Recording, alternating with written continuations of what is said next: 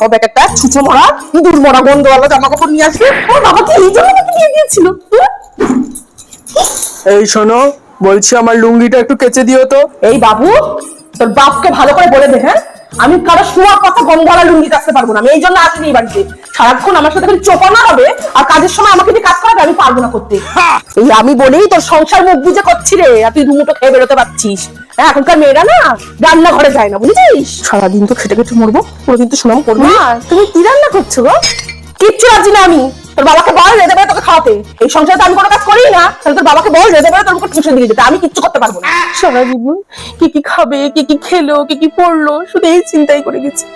নিজের চিন্তার কোনোদিন করি না। সেই পরিবর্তে আমি কি পেয়েছি? শুধু অপমান অপমান আর মুখ ঝামটা। হ্যাঁ, শুধু উনি একা মুখ ঝামটা খায়, আমারে তো একা মুখ ঝামটা দেয় না।